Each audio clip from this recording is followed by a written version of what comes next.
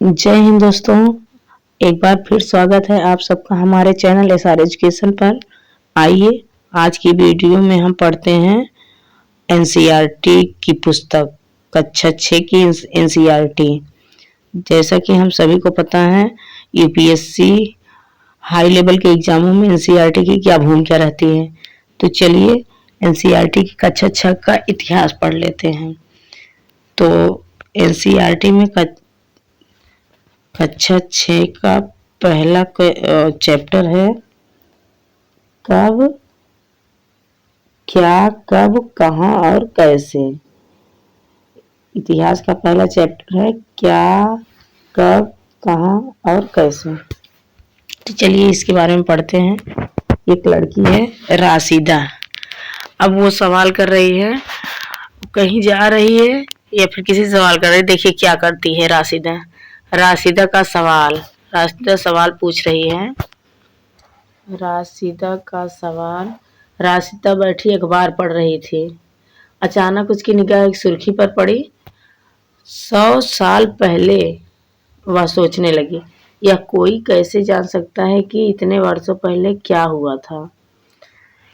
तो राशिदा बैठी अखबार पढ़ रही है, उसकी निगाह एक सुर्खी पर यानी एक हेडिंग पर पड़ी और वह सोचने लगी, 100 साल पहले की बातें सोचने लगी और सोच रही है कोई कैसे जान सकता है कि इतने वर्षों पहले क्या हुआ था।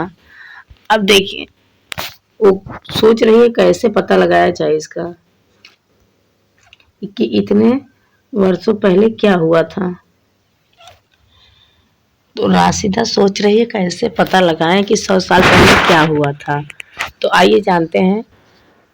आइए हम लोग भी राशिदा के साथ साथ पता लगाने की कोशिश करते हैं 100 साल पहले क्या हुआ था। तो देखिए यहाँ लिखा गया है, यह जानने के लिए कि कल क्या हुआ था तुम रेडियो सुन सकते हो, टेलीविजन देख सकते हो या फिर अखबार पढ़ सकते हो। क्या क्या कर सकते हो आप? पिछले समय में क्या हुआ था यह जानने के लिए क्या करोगे? या तो आप रेडियो सुनो या फिर टेलीविजन देखो या फिर अखबार पढ़ो। इससे आपको 100 साल पहले 200 साल पहले की जानकारी प्राप्त हो सकती है। साथ ही यह जानने के लिए पिछले साल क्या हुआ था तुम किसी ऐसे व्यक्ति से बात कर सकते हो जो उस समय की स्मृति में हो, यानी उस समय रहा हो वह व्यक्ति। उससे पूछ सकते हो कि इसके पहले क्या हुआ था। लेकिन बहुत पहले क्या हुआ था यह कैसे जान सकते हो? मान लीजिए 1 साल पहले क्या हुआ था, 2 साल पहले क्या हुआ था, 4 साल, 6 साल, 10 साल, ये सब तो हम पता लगा सकते हैं क्योंकि 6 साल पहले वाला व्यक्ति 10 साल पहले वाला व्यक्ति हमें आसानी से मिल सकता है। लेकिन 100 साल पहले क्या हुआ था या 200 साल पहले क्या हुआ था, वो वाला व्यक्ति तो 2 साल पहले वाला व्यक्ति तो अभी तक जीवित नहीं है। तो वो वाला स्मृति अगर हमको लाना है या फिर उसके बारे में जानकारी लेनी है तो हम कैसे जानेंगे? उसके बारे में कैसे जानेंगे कि 200 साल पहले या 500 साल पहले क्या हुआ होगा। तो देखिए अतीत के बारे में हम क्या जान सकते हैं, अतीत के बारे में क्या जान सकते हैं। हेडिंग दिया गया है, अतीत के बारे में बहुत कुछ जाना जा सकता है। जैसे लोग क्या खाते थे, उस समय लोग क्या खाते रहे होंगे, कैसे कपड़े पहनते थे, किस तरह के घरों में रहते थे, किस तरह के घरों में रहते थे। उसके बाद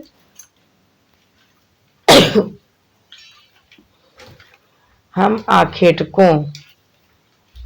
आखेटक माने शिकार होता है। हम आखेटकों, पशुपालकों, कृषकों, शासकों, व्यापारियों, पुरोहितों, शिल्पकारों, कलाकारों, संगीतकारों या फिर वैज्ञानिकों के जीवन के बारे में जानकारी हासिल कर सकते हैं। यही नहीं, हम यह भी पता कर सकते हैं कि उस समय बच्चे कौन से खेल खेलते थे, कौन सी कहानियां सुना करते थे, कौन से नाटक देखा करते थे या फिर कौन कौन से गीत गाया करते थे। तो चलिए हम लोग भी रसिया के साथ साथ जानते हैं उसके साथ साथ चलेंगे तो हमें भी पता हो जाएगा लोग कहाँ रहते थे। देखिए लोग कहाँ रहते थे। मानचित्र पृष्ठ 2 पर दिया गया है नर्मदा ताप्ती नर्मदा नदी का पता लगाओ। कई लाख वर्ष पहले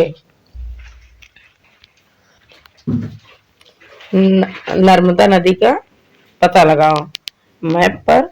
और उसमें से क्या पता लगाना है। कई लाख वर्ष पहले से लोग इस नदी के तट पर रह रहे हैं। यहाँ रहने वाले आरंभिक लोगों में से कुछ कुशल संग्राहक थे। संग्राहक माने भोजन को इकट्ठा करने वाले को संग्राहक कहा जाता है। तो कुशल संग्राहक थे जो आसपास के जंगलों की विशाल संपदा से परिचित थे। अपने भोजन के लिए वे जड़ों फलों तथा जंगल के अन्य उत्पादों का यहीं से संग्रह किया करते थे। वे जानवरों का आखेट यानी कि शिकार किया करते थे। अब देखिए हम पहले देख लेते हैं नर्मदा नदी को। तो नर्मदा नदी के बारे में दिया गया है। तो आपका नर्मदा नदी का लोकेशन ये है। नर्मदा नदी के किनारे ही लोग सबसे पहले यहाँ देखिए दिया गया है इस नदी के तट पर रहे हैं। कई लाख वर्ष पहले लोग इस नदी के तट पर रहे हैं यानी नर्मदा नदी के तट पर रहे हैं। नर्मदा नदी यानी मध्य प्रदेश। ये देखिए नर्मदा नदी। चलिए पढ़ते हैं। अब तुम उत्तर पश्चिम की सुलेमान और किरथर पहाड़ियों का पता लगाओ। तो मैप में पता लगाना है सुलेमान और किरथर पहाड़ियों का। चलिए पहले पता लगा लेते हैं उसके बाद पढ़ते हैं। तो सुलेमान और किरथर पहाड़ी का लोकेशन आपका ये रहा।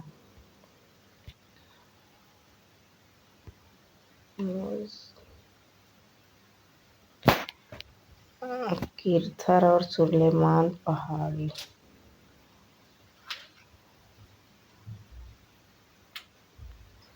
ये रहा आपका सुलेमान और ये रहा आपका किरथर। तो प्रेजेंट टाइम में किरथर और सुलेमान आपका चला गया है पाकिस्तान में। किरथर और सुलेमान पहाड़ियों के बारे में क्या दिया है देख लेते हैं अब। तो इस क्षेत्र में कुछ ऐसे स्थान है जहाँ लगभग 8000 वर्ष पूर्व स्त्री पुरुषों ने सबसे पहले गेहूं और जौ क्या कहा गया है सबसे पहले गेहूं और जौ जैसी फसलों को उपजाना आरंभ किया था। तो सबसे पहले किसकी खेती हुई थी गेहूं और जौ की। उन्होंने भेड़ बकरी गाय बैल जैसे पशुओं को पालतू बनाना शुरू किया था। यहीं से किरथर और सुलेमान पहाड़ियों से ही इसी के बीच में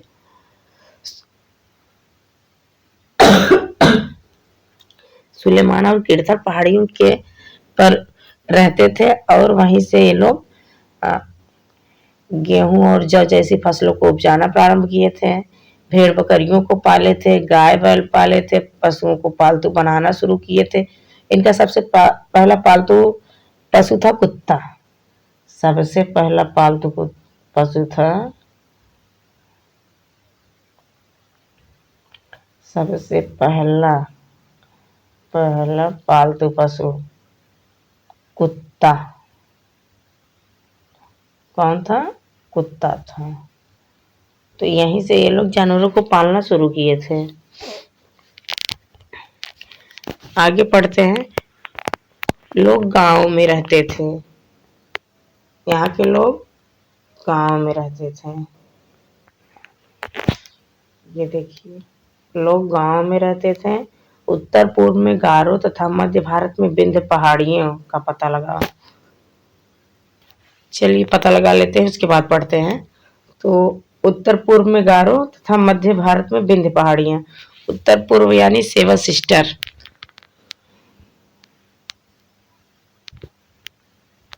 सेवन सिस्टर बोले तो आपका इधर चला जाएगा अरुणाचल असम की तरफ। तो गारो तथा मध्य भारत में गारो पहाड़ी आपकी हो जाएगी गारो पहाड़ी हो जाएगी आपकी मेघालय में। गारो पहाड़ी आपकी मेघालय में हो जाएगी। और क्या दिया है, बिंद पहाड़ी एमपी में। तो गारो तथा मध्य भारत में बिंद पहाड़ियों का पता लगाओ। तो हमने पता लगा लिया कहाँ कहाँ है। ये कुछ अन्य ऐसे क्षेत्र थे जहाँ कृषि का विकास हुआ, यानी सुलेमान कीर्थर के बाद ये अन्य क्षेत्र थे जहाँ कृषि का विकास हुआ था। जहाँ सबसे पहले चावल उपजाया गया था वे स्थान बिंद के उत्तर में स्थित हैं। बिंद यानी मध्य प्रदेश। हमने बिंद का लोकेशन कहाँ देखा है कि ये रहा बिंद। तो बिंद यानी मध्य प्रदेश के उत्तर में स्थित थे, जहाँ पर इन्होंने खेती किया था। आगे बढ़ लेते हैं और देखते हैं। मानचित्र पर सिंधु तथा इसकी सहायक नदियों का पता लगाने का प्रयास करो। मानचित्र पर सिंधु नदी और इसकी सहायक नदियों का पता लगाना है। चलिए पता लगा लेते हैं। सिंधु और इसकी सहायक नदी, ये रही आपकी सिंधु नदी, ये 5 इसकी सहायक नदियां हैं।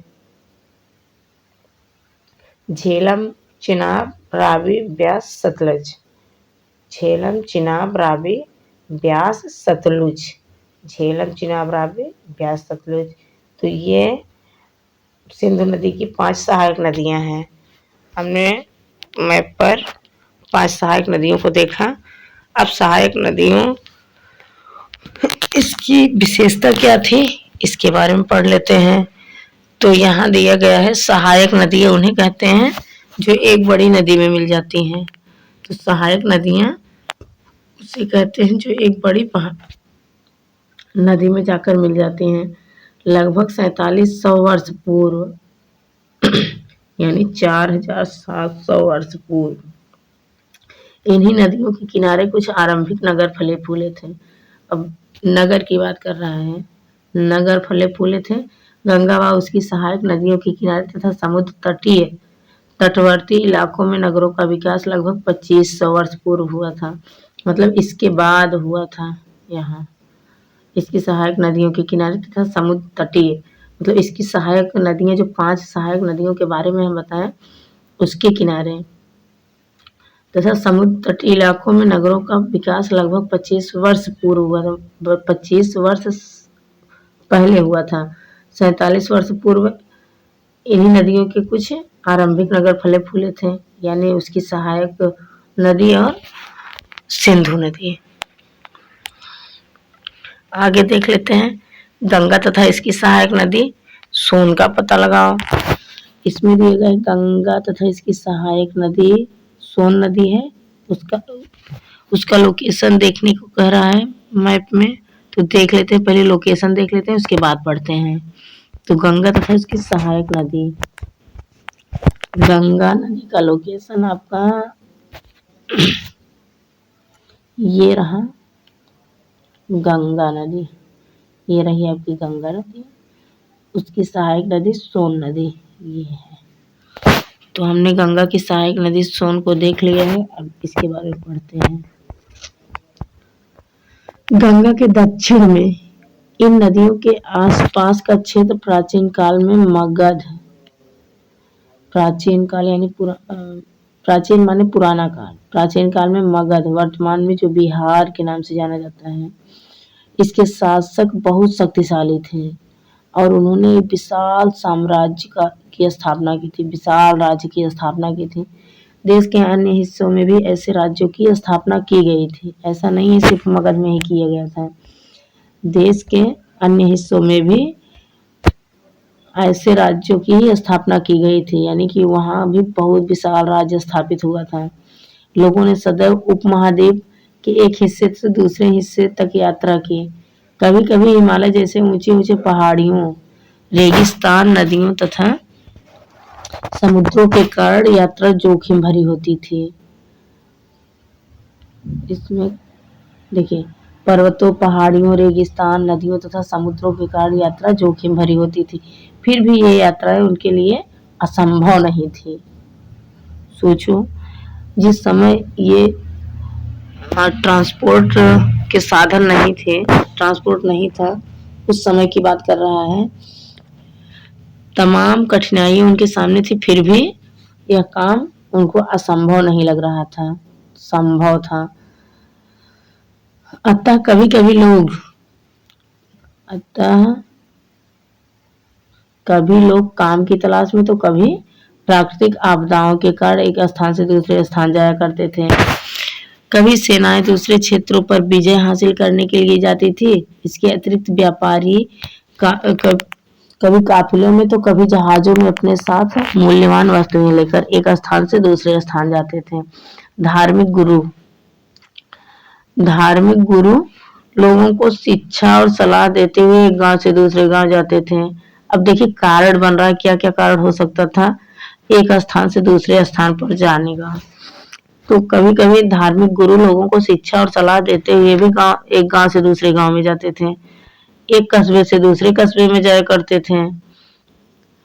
एक कस्बे से दूसरे कस्बे में जाया करते थे। कुछ लोग नए और रोचक स्थानों को खोजने की चाह में उत्सुकतावश भी यात्रा करने निकल जाते हैं।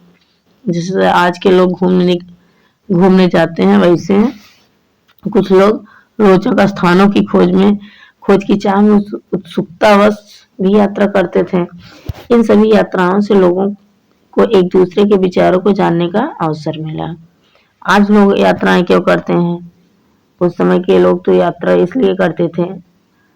अब आज के समय के लोग यात्रा क्यों करते हैं? आज के समय के लोगों की यात्रा देख लेते हैं क्यों करते हैं। एक बार फिर मानचित्र 1 को देखो। अब देखिए क्या दिखा रहा है। अब इसमें देखने के लिए कह रहा है पहाड़ियां, पर्वत, समुद्र उपमहाद्वीप की प्राकृतिक सीमा का निर्माण करती हैं। हालांकि लोगों के लिए इन सीमाओं को पार करना आसान नहीं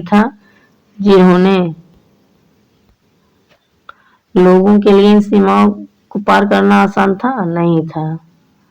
जिन्होंने ऐसा चाहा वे ऐसा कर सके। वे पर्वतों की ऊंचाइयों को छू सके तथा गहरे समुद्र को भी पार कर सके। उपमहाद्वीप के बाहर से भी कुछ लोग यहाँ आए और यहीं पर बस गए। लोगों के इस आवागमन ने हमारी सांस्कृतिक परंपराओं में भी समृद्धि की। जाहिर सी बात है, अगर कहीं दूसरी जगह के लोग आएंगे तो कुछ लेंगे, कुछ देंगे, यानी अपनी बोली भाषा का प्रयोग यहाँ करेंगे तो कुछ उनसे हमको सीखने को मिलेगा और हमसे कुछ उन्हें सीखने को मिलेगा। तो देखिए कि यह कई वर्ष से लोग सांस्कृतिक परंपराओं को समृद्ध किया। अब देखिए कई सौ वर्षों से लोग पत्थर को तराशने, संगीत रचने और यहाँ तक कि भोजन बनाने के नए तरीकों के बारे में एक दूसरे के विचारों को अपनाते रहे। अब देश का नाम देखिए। देश का नाम इंडिया या भारत कैसे पड़ा? अब देखिए यहाँ है देश का नाम। अपने देश के लिए प्रायः हम इंडिया या भारत जैसे नामों का प्रयोग करते हैं। इंडिया या भारत जैसे नामों का प्रयोग करते हैं। इंडिया शब्द इंडस से निकला हुआ है। इंडिया शब्द कहाँ से निकला है? इंडस से निकला हुआ है, जिसे संस्कृत में सिंधु कहा जाता है। इंडिया शब्द इंडस से निकला है, जिसे संस्कृत में सिंधु कहा जाता है। इंडस से निकला है, जिसे संस्कृत में क्या कहते हैं? सिंधु कहते हैं। संस्कृत में इसी को सिंधु कहते हैं। अपने एटलस एक बुक है। अपने एटलस में ईरान और यूनान का पता लगाओ। लगभग 2500 वर्ष पूर्व उत्तर पश्चिम की ओर से आने वाले ईरानियों और यूनानियों ने सिंध को मतलब जो यूनानी आए थे, ईरानी आए थे, तो सिंधु नदी को पार करके आए थे। तो सिंधु नदी को हिंदोस अथवा इंदोस और इस नदी के पूर्व में स्थित भूमि को इंडिया कहा था। भारत नाम का प्रयोग उत्तर पश्चिम में रहने वाले लोगों के एक समूह के लिए किया जाता था। इस समूह का उल्लेख संस्कृत की आरंभिक लगभग समूह का उल्लेख संस्कृत की आरंभिक लगभग 3500 वर्ष पुरानी कृति ऋग्वेद में मिलती है। बाद में इसका प्रयोग देश के लिए होने लगा। ताड़पत्रों से बनी पांडुलिपियों का एक पृष्ठ देख लेते हैं क्या है यह पृष्ठ। तो देखिए, यह पांडुलिपि लगभग 1000 वर्ष पहले लिखी गई थी। किताब बनाने के लिए ताड़ के पत्तों को काटकर उनके अलग अलग हिस्सों को एक साथ बांध दिया जाता था। भुर्ज एक पेड़ था, पेड़ की छाल से बनी ऐसी ही एक पांडुलिपि को तुम यहाँ देख सकते हो। यानी कि नीचे दिखाया गया है एक पांडुलिपि।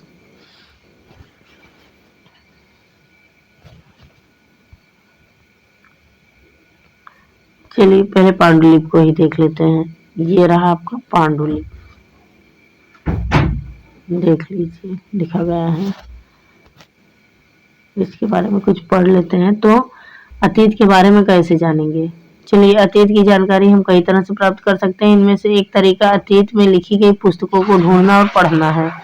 ये पुस्तकें हाथ से लिखी होने के कारण पांडुलिपि कही जाती थी। इसको हाथ से लिखा जाता था। अब तो कंप्यूटर से टाइप किया जाने लगा है। पांडुलिपियों को हाथ से लिखा जाता था।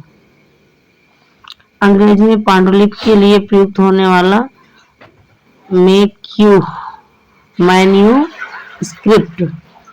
मैन्यूस्क्रिप्ट शब्द किसके लिए प्रयुक्त होता था? तो पांडुलिपियों के लिए प्रयुक्त होता था। मैन्यूस्क्रिप्ट शब्द लैटिन शब्द मेनू जिसका अर्थ है हाथ, जिसका अर्थ होता है हाथ, हाथ से निकला है। ये पांडुलिपियां प्रायः ताड़पत्रों अथवा हिमालय क्षेत्र में उगने वाले भुर्ज नामक पेड़ की छाल से विशेष तरीके से तैयार भोजपत्र पर लिखी मिलती हैं। तो ये पांडुलिपि कहाँ मिलती हैं? ये ताड़पत्र, यह हिमालय क्षेत्र में उगने वाला एक पेड़ है जिसका नाम है भुर्ज, उसकी छाल पर लिखा जाता था, वहां से मिलता है। चलिए आगे बढ़ते हैं। इतने वर्षों में इनमें से कई पांडुलिपियों को कीड़े खा लिए होंगे तथा कुछ नष्ट कर दी गई होंगी। फिर भी ऐसी कई पांडुलिपियां आज भी उपलब्ध हैं। प्रायः पांडुलिपियां मंदिरों और बिहारों में प्राप्त होती हैं।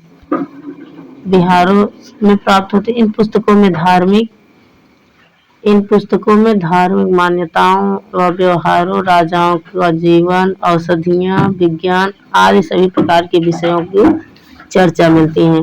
इसके अतिरिक्त हमारे यहाँ महाकाव्य, कविताएं तथा नाटक भी हैं। इनमें से कई संस्कृत में लिखे हुए मिलते हैं जबकि अन्य प्राकृतिक और तमिल में है। ये भाषा है, संस्कृत भाषा में लिखे हुए मिलते हैं जबकि अन्य प्राकृत भाषा में मिलते हैं या फिर तमिल में मिलते हैं। प्राकृत भाषा का प्रयोग आम लोग करते थे। हम अभिलेखों का भी अध्ययन कर सकते हैं। ऐसे लेख पत्थर अथवा धातु जैसी अपेक्षाकृत कठोर सतहों पर उत्कीर्ण यानी लिखी जाती थी। उत्कीर्ण माना खोद कर लिखना, उत्कीर्ण किए गए मिलते हैं। कभी कभी शासक अथवा अन्य लोग अपने आदेशों को इस तरह उत्कीर्ण करवाते थे। जो शासक हुआ करते थे, कभी कभी वो लोग भी इस तरह के अपने आदेशों को उत्कीर्ण करवाते थे ताकि लोग उन्हें देख सके, पढ़ सके तथा उनका पालन कर सके। आज की तरह इतना विकास तो हुआ नहीं था, टेलीफोन तो था नहीं कि फोन करके बता दिया जाए। तो वो लोग एक जगह पत्थर पर उत्कीर्ण करवाकर रख देते थे। जितने भी लोग आते जाते थे सब उनके संदेशों को पढ़ते थे। कुछ अन्य प्रकार के अभिलेख भी मिलते हैं जिनमें राजाओं तथा रानियों सहित अन्य स्त्री पुरुषों ने भी अपने कार्यों के विवरण उत्कीर्ण करवाए हैं।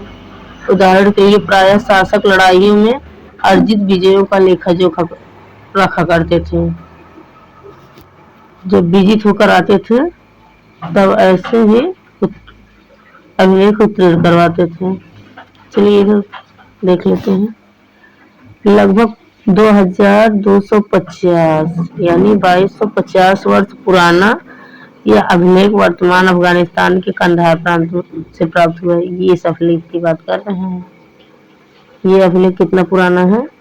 ये अभिलेख पुराना है आपका 2250 वर्ष, और ये अभी वर्तमान में अफगानिस्तान के कंधार में स्थित है, कंधार में है से प्राप्त हुआ है। देखिए, यह अभिलेख अशोक नामक शासक के आदेश पर उत्कीर्ण करवाया गया था। अशोक का नाम, अशोक एक शासक हुआ था, उसी के नाम पर यह आदेश, उसको कुछ आदेश था, वही उत्कीर्ण करवाकर यहाँ रखा गया था। इस शासक के विषय में तुम अध्याय 8 में पढ़ोगे। तो इस शासक के विषय में अध्याय 8 आएगा आपको, तो उसमें पढ़ाया जाएगा। फिलहाल अभी तक जो है उसको पढ़ लेते हैं। जब हम कुछ लिखते हैं, तब हम किसी लिपि का प्रयोग करते हैं। लिपि अक्षरों अथवा संकेतों से बनी होती है। जब हम कुछ बोलते हैं अथवा पढ़ते हैं, तब हम एक भाषा का प्रयोग करते हैं। देखिए, लिखने के लिए हमें लिपि की आवश्यकता होती है, बोलने के लिए भाषा। जब बोलते हैं तो एक भाषा का प्रयोग करते हैं, लेकिन जब लिखने लगते हैं तब लिपि का प्रयोग करते हैं। यह अभिलेख इस क्षेत्र में प्रयुक्त होने वाले यूनानी तथा अरामेइक नामक 2 भिन्न लिपियों तथा भाषाओं में है। चलिए, क्या तुम बता सकती हो कि कठोर सतह पर लेख लिखवाने के क्या क्या लाभ थे? ऐसा करवाने में क्या क्या कठिनाइयां आती होंगी? चलो बताओ, क्या क्या कठिनाइयां आती थी? इसके अतिरिक्त अन्य कई वस्तुएं अतीत में बनी और प्रयोग में लाई जाती थी। ऐसी वस्तुओं का अध्ययन करने वाला व्यक्ति पुरातत्वविद, पुरानी चीजों का अध्ययन करने वाला व्यक्ति पुरातत्वविद कहलाता है। पुरातत्वविद पत्थर और ईंट से बनी इमारतों के अवशेषों, चित्रों तथा मूर्तियों का अध्ययन करते हैं। वे औजारों, हथियारों, बर्तनों तथा आभूषणों तथा सिक्कों की प्राप्ति के लिए छानबीन तथा खुदाई भी करते हैं। इनमें से कुछ वस्तुएं पत्थर, पकी मिट्टी तथा कुछ धातु की बनी हो सकती हैं। ऐसे तत्व कठोर तथा जल्दी नष्ट न होने वाले होते हैं। ऐसे तत्व जल्दी कठोर और जल्दी नष्ट होने वाले नहीं होते हैं। पुरातत्वविद जानवरों, चिड़ियों और मछलियों की हड्डियां भी ढूंढते हैं। इससे उन्हें यह जानने में भी मदद मिलती है कि अतीत में लोग क्या खाते थे। वनस्पतियों के अवशेष बहुत मुश्किल से मिल पाते हैं। जैसे वनस्पतियों के अवशेष, इतना लंबा टाइम पीरियड है, उतने लंबे टाइम में अवशेष वनस्पतियों के बहुत मुश्किल है उनका बच पाना। तो जो वनस्पतियों का अवशेष होता था वो बहुत ही मुश्किल से मिल पाता था। यदि अन्न के दाने अथवा लकड़ी के टुकड़े जल जाते हैं तो वे जले हुए रूप में बचे रहते हैं। जब जल जाते हैं तो जले हुए रूप में बहुत दिन तक बचे रहते हैं, लेकिन जब तक नहीं जलते हैं तब तक जो जला नहीं होता है वो जल्दी सड़ता है। जले हुए बच जाते हैं। क्या पुरातत्वविदों को बहुधा कपड़ों के अवशेष मिलते होंगे? यहाँ कहा गया है पुरातत्वविद को क्या कपड़ों के भी अवशेष मिलते होंगे। पांडुलिपियों, अभिलेखों अथवा पुरातत्व से ज्ञात जानकारियों के लिए इतिहासकार प्रायः स्रोत शब्द का प्रयोग करते हैं। इतिहासकार उन्हें कहते हैं कि जो अतीत का अध्ययन करते हैं। स्रोत के प्राप्त होते ही अतीत के बारे में पढ़ना बहुत रोचक हो जाता है, क्योंकि इन स्रोतों की सहायता से हम धीरे धीरे अतीत का पुनर्निर्माण करते जाते हैं। अतः इतिहासकार तथा पुरातत्वविद उन जासूसों की तरह हैं जो इन सभी स्रोतों का प्रयोग सुराग रूप में कर अतीत को जानने का प्रयास करते हैं। तो धीरे धीरे हम अतीत के बारे में पढ़ते जाते हैं तो पढ़ना बहुत रोचक हो जाता है, बहुत इंटरेस्टिंग आने लगती है। अतीत एक या अनेक, अतीत एक या अनेक, यहाँ हम कुछ हमारा छूट गया था। यहाँ भी पढ़ लेते। देखिए बाएं, एक प्राचीन नगर से प्राप्त पात्र है, ये इसकी बात कर रहा है। तो ये क्या है, एक प्राचीन नगर से प्राप्त पात्र है। इस तरह के पात्रों का प्रयोग 4700 वर्ष पूर्व होता था, यानी 4700 वर्ष पहले होता था। दाएं एक पुराना चांदी का सिक्का है, दाएं देखिए एक पुराना चांदी का सिक्का है। इस तरह के सिक्कों का प्रयोग लगभग 25 वर्ष पूर्व होता था, यानी पात्र का प्रयोग तो 47 मतलब 4700 वर्ष पूर्व होता था और इसका प्रयोग 2500 वर्ष पूर्व होता था, मतलब इससे भी ज्यादा पुराना ये है। हमारे द्वारा आज प्रयोग में आने वाले सिक्कों से यह सिक्का कैसे भिन्न है, अब आप पता लगाइए कैसे भिन्न है, देखिए और पता लगाइए। अतीत एक या अनेक, अतीत के बारे में कहा गया है, अतीत एक है या अनेक है। तो क्या तुमने इस पुस्तक के शीर्षक हमारे अतीत का अध्ययन किया है? पुस्तक का नाम अतीत है, तो क्या अतीत पर ध्यान दिए हैं? यहाँ अतीत शब्द का प्रयोग बहुवचन के रूप में किया गया है। ऐसा तथ्य कि ऐसे तथ्य की ओर इस तथ्य की ओर ध्यान दिलाने के लिए किया गया है कि अलग अलग समूह के लोगों के लिए इस अतीत के अलग अलग मायने थे। मतलब यहाँ अतीत का मतलब बताया गया है बहुवचन रूप। बहुवचन माने एक के बारे में तो बताया नहीं गया है, बहुत से लोगों के बहुत सी विचारधाराएं थी, अलग अलग तरह के लोग जीवन यापन करते थे, तो अलग अलग ढंग से उनको यहाँ दिखाया गया है और बताया गया है। तो की ओर ध्यान, अलग अलग समूह के लोगों के लिए इस अतीत के अलग अलग मायने थे। उदाहरण के लिए जैसे पशुपालकों तथा कृषकों का जीवन राजाओं तथा रानियों के जीवन से तथा व्यापारियों के जीवन शिल्पकारों के जीवन से बहुत भिन्न था। जैसा कि हम आज भी देखते हैं, उस समय भी देश के अलग अलग हिस्सों में लोग अलग अलग त्योहारों और रीति रिवाजों का पालन करते थे। उदाहरण के लिए आज अंडमान द्वीप जो भारत में है, अंडमान द्वीप के अधिकांश लोग अपना भोजन मछलियां पकड़कर, शिकार करके तथा फल फूल के संग्रह द्वारा प्राप्त करते हैं। इसके विपरीत शहरों में देख लीजिए तो शहरों के लोग खाद्य पूर्ति के लिए अन्य व्यक्तियों पर निर्भर रहते हैं। इस तरह के भेद अतीत में भी विद्यमान थे। इसके अतिरिक्त एक अन्य तरह का भेद है, इस समय शासक अपनी विजयों का लेखा जोखा रखते थे। पहले हम पढ़ चुके हैं, जब विजित होकर आते थे तो वो लोग उत्कीर्ण करवाते थे, स्तंभों में उत्कीर्ण करवाते थे, पांडुलिपियां लिखवाते थे। तो इसके अतिरिक्त अन्य तरह के भेद थे। उस समय के शासक, पुराने समय के शासक अपनी विजयों का लेखा जोखा रखते थे। यही कारण है कि हम उन शासकों तथा उनके द्वारा लड़ी जाने वाली लड़ाइयों के बारे में काफी कुछ जानते हैं, जबकि शिकारी ऐसा करते थे, शिकारी नहीं करते थे। आज भी ऐसा है, जो प्रधानमंत्री मुख्यमंत्री हैं अपने कार्यों का लेखा जोखा रखते हैं, लेकिन जो छोटे स्तर के लोग हैं क्या अपने कार्यों का लेखा जोखा रखते हैं? नहीं रखते हैं। तो उस समय भी यही था।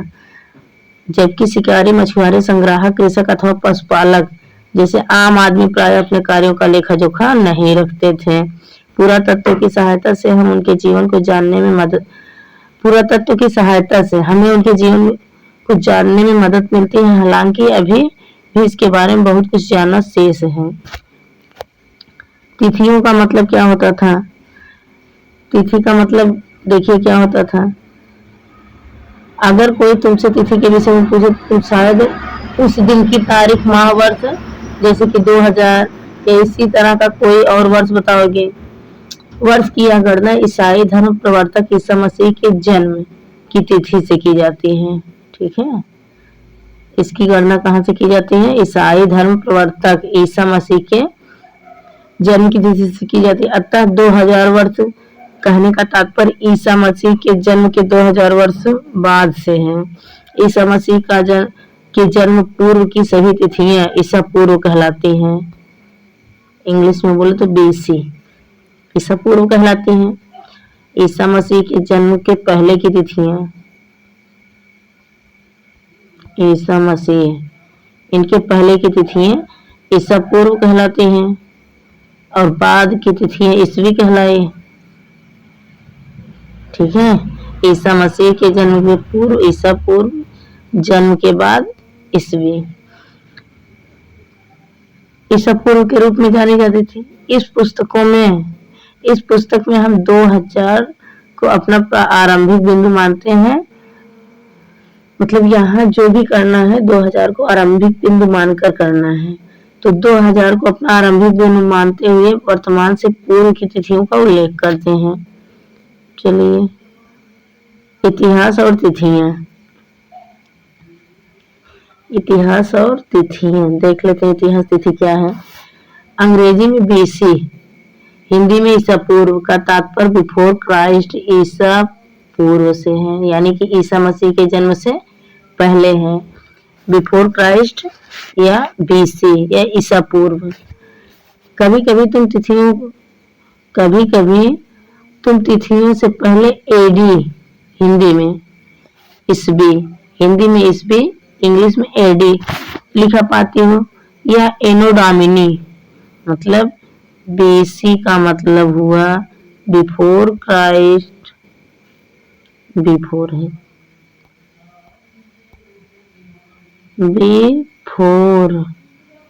क्राइस्ट, और एडी यानी ईसवी, एडी का मतलब है एनो डोमिनी। तो यह ईसा मसीह के पहले, ईसा मसीह के जन्म के बाद। एनो डोमिनी नामक 2 लैटिन शब्दों से बना है, जिसका तात्पर्य ईसा मसीह के जन्म के वर्ष से है। कभी कभी एडी की जगह सीई तथा बीसी की जगह बीसीई का प्रयोग होता है। सीई अक्षरों का प्रयोग कॉमन एरा तथा बीसीई का बिफोर कॉमन एरा के लिए होता है। हम इन शब्दों का प्रयोग इसीलिए करते हैं क्योंकि विश्व के अधिकांश देशों में अब इस कैलेंडर का प्रयोग सामान्य हो गया है। भारत में तिथियों के इस रूप का प्रयोग लगभग 200 वर्ष पूर्व आरंभ हुआ था। कभी कभी अंग्रेजी के बीपी अक्षरों का प्रयोग होता है, जिसका तात्पर्य बिफोर प्रेजेंट यानी वर्तमान से पहले, बिफोर प्रेजेंट में है।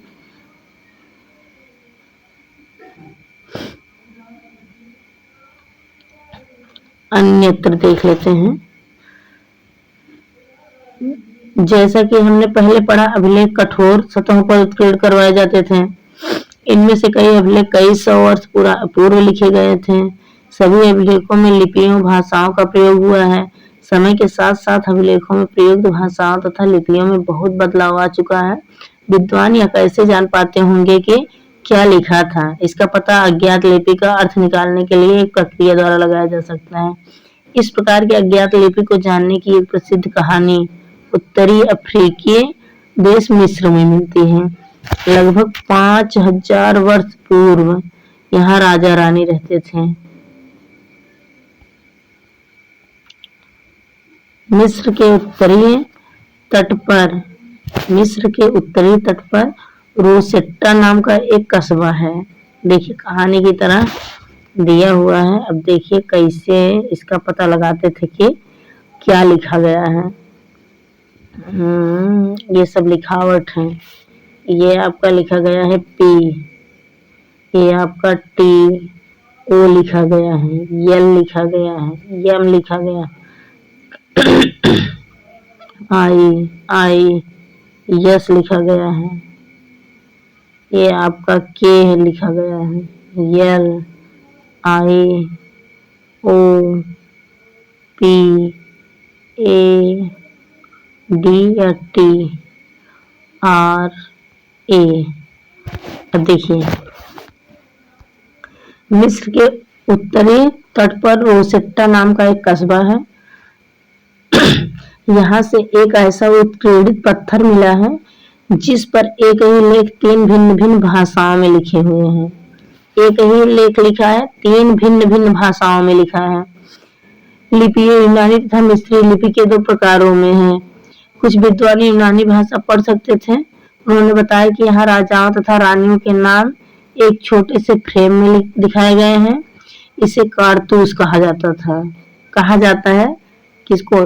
जिसमें राजा और रानी का नाम छोटे से फ्रेम में लिख कर रखा गया था, उसको कारतूस कहा जाता है। इसके बाद विद्वानों ने यूनानी और मिस्री संकेतों को अलग अगल बगल रखते हुए मिस्री अक्षरों का समानार्थक ध्वनियों की पहचान की। एक बार यूनानियों ने यूनानी भाषा को पढ़ा, फिर मिस्री संकेतों को मिस्री अक्षरों को समानार्थक ध्वनि की पहचान की मिस्र वालों ने पढ़ा। जैसा कि तुम देख सकते हो कि यहाँ एल अक्षर के लिए शेर तथा ए अक्षर के लिए चिड़िया के चित्र बने हैं। एक बार जब उन्होंने यह जान लिया कि विभिन्न अक्षर किनके लिए प्रयुक्त हुए हैं, तो वे आसानी से अन्य अभिलेखों को भी पढ़ सकें। इस तरह से उन्होंने अभिलेखों को पढ़ा। उपयोगी शब्द देखिए, उपयोगी शब्द क्या हो सकते हैं? क्या है उपयोगी शब्द? यात्रा, पांडुलिपि, अभिलेख, पुरातत्व, इतिहास स्रोत, इतिहास का स्रोत, अज्ञात लिपि का अर्थ निकालना। कल्पना करो तुम्हें एक पुरातत्वविद का साक्षात्कार लेना है। तुम उन 5 अक्षरों की एक सूची तैयार करो जिन्हें तुम पुरातत्वविद से पूछना चाहोगी।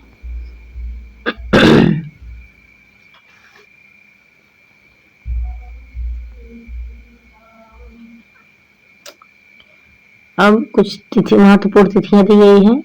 देखिए, महत्वपूर्ण तिथियों में दिया गया है कृषि का आरंभ 8000 वर्ष पूर्व हुआ था। सिंधु सभ्यता का प्रथम नगर 4700 वर्ष पूर्व हुआ था। और गंगा घाटी के नगर मगध का बड़ा राज्य 2500 वर्ष पूर्व हुआ था। वर्तमान लगभग 2000 वर्ष पूर्व। और यहाँ देख लेते हैं निम्नलिखित को सुमेलित करना है, तो आइए सुमेलित कर लेते हैं। नर्मदा घाटी, नर्मदा घाटी में हमको क्या मिला था? मगध, गारो, पहाड़ियाँ, सिंधु तथा इसकी सहायक नदियाँ, गंगा घाटी। तो नर्मदा घाटी में प्रथम नगर मिला था। नर्मदा घाटी में क्या मिला था? प्रथम नगर मिला था। गारो में हमारा मिला था आखेटक और संग्रहण।